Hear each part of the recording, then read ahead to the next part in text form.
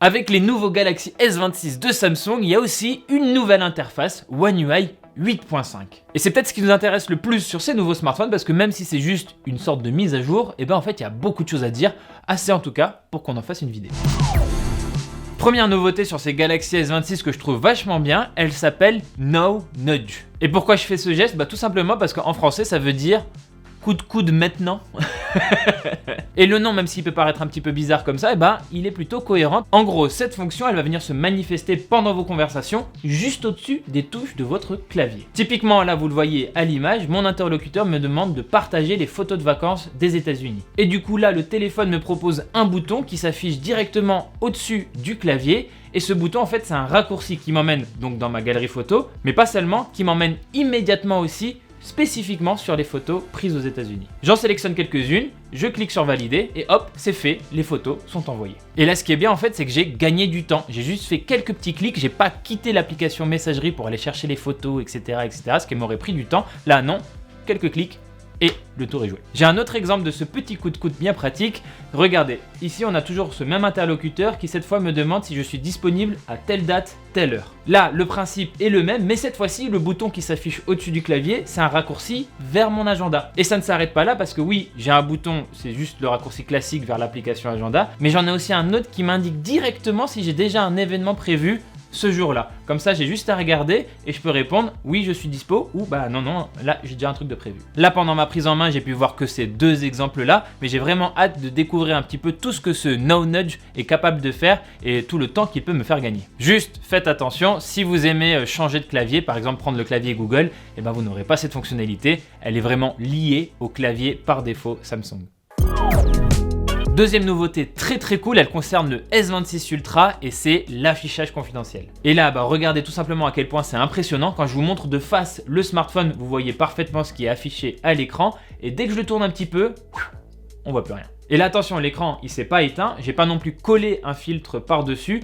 Non, c'est une technologie qui est directement implantée dans l'écran du S26 Ultra. Et ce qui est bien avec cette option, c'est qu'on peut l'activer ou la désactiver selon nos envies. Déjà, ce qu'il faut savoir, c'est qu'on a en quelque sorte deux niveaux d'intensité à cet écran de confidentialité. Par défaut, cette option, elle fonctionne très bien, mais si vous activez le niveau d'intensité supérieur, et bien là vraiment, on dirait que l'écran il est presque éteint. Vraiment, c'est quasi impossible de déchiffrer ce qu'il y a sur l'écran si vous n'êtes pas parfaitement en face.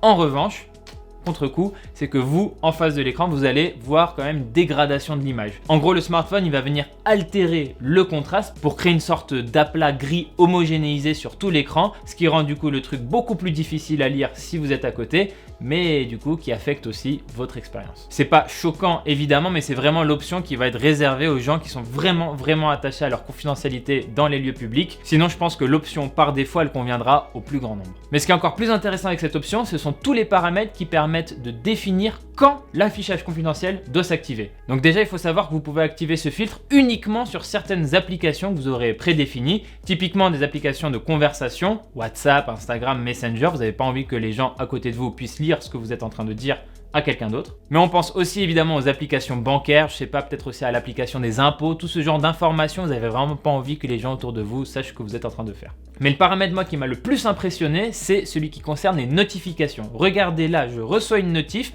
vous voyez parfaitement l'écran, il n'y a pas d'altération, sauf sur ce carré de notification qui lui reste illisible et ça je trouve que c'est une super idée. Je trouve ça très bien parce qu'en gros je profite d'un écran qui n'est pas altéré, j'ai pas de problème de contraste ou quoi, sauf sur la notification qui reste parfaitement lisible pour moi, mais qui reste totalement secrète pour les autres. Et en plus de ça, je trouve que ça fait une belle démo pour Samsung qui montre que ce filtre de confidentialité peut vraiment être très précis et ne s'afficher que dans une zone très localisée de l'écran.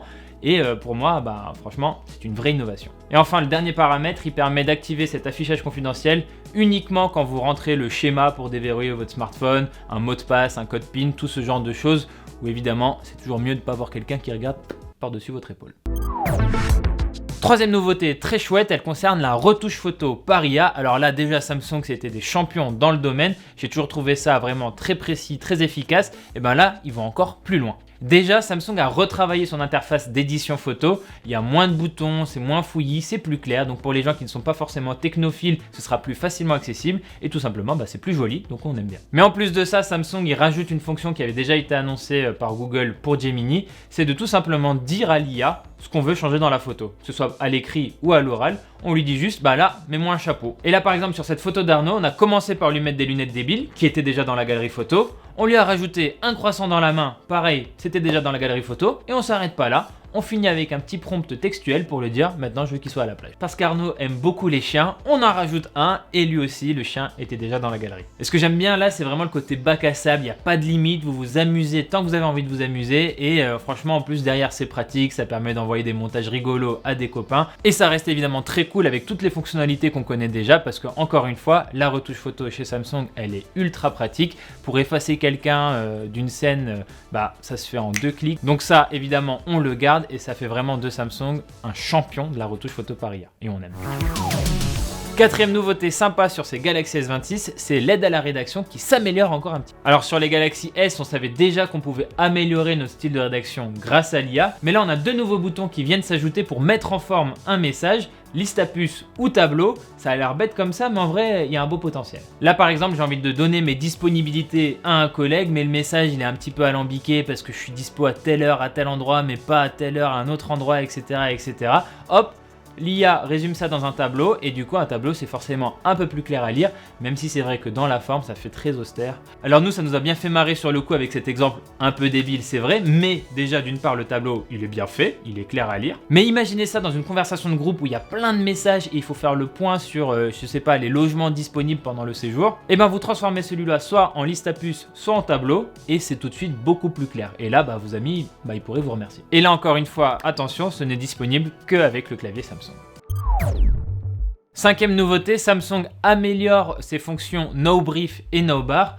No Brief, pour rappel, c'est une sorte d'écran qui vous rappelle un petit peu tout ce qui va se passer dans votre journée, les événements qui vous attendent, etc. avec un petit point météo, tout ça. Et bien maintenant, No Brief va aussi vous rappeler des événements que vous avez évoqués dans une conversation, mais que vous avez oublié de noter dans votre agenda. Comme ça, moi, vous êtes sûr de ne pas l'oublier. Et No Bar, pour rappel, ça c'est la pilule intelligente qui s'affiche en bas de votre écran de verrouillage. Et bien cette pilule, elle promet d'afficher des informations encore plus contextuelles. Un exemple qui a été donné, par exemple, c'est le téléphone remarque que vous êtes très tard la nuit en train de marcher dans la ville et la No Bar va vous afficher un message en mode besoin d'un Uber pour rentrer chez vous. Vous cliquez dessus, le téléphone se charge de toutes les étapes de réservation du Uber et vous, à la fin, vous avez juste à valider le paiement et ensuite c'est fait. Donc en gros aussi là, c'est pour gagner du temps. Et dernière petite nouveauté rigolote, on a tout simplement un nouveau bouton qui s'invite sur l'écran d'accueil des Galaxy S26. Ce bouton il s'appelle Finder et en fait tout simplement c'est un explorateur de fichiers un peu intelligent. Vous tapez ce que vous voulez dedans et il est censé trouver toutes les applications, toutes les informations, tous les fichiers correspondant à votre requête. Par exemple, si je tape logement Airbnb, il va me proposer l'application Airbnb, un aperçu des recherches web et aussi peut-être des mentions à Airbnb dans mes messages, dans mes mails, etc. Bref, c'est une fonction recherche améliorée dans le cœur de votre téléphone. Ça, je trouve que c'est une bonne fonctionnalité, toute simple, mais pour quelqu'un comme moi qui a énormément d'applications dans son téléphone, je me prends plus la peine aujourd'hui déjà de la chercher spécifiquement dans le tiroir d'application. Je tape le nom, je clique sur l'application. Et là, si ça va un peu plus loin, c'est encore plus pratique. Et je préciserai juste que Samsung n'est évidemment pas le premier constructeur à proposer une telle fonctionnalité, mais maintenant peut-être qu'ils vont le faire encore mieux que les autres.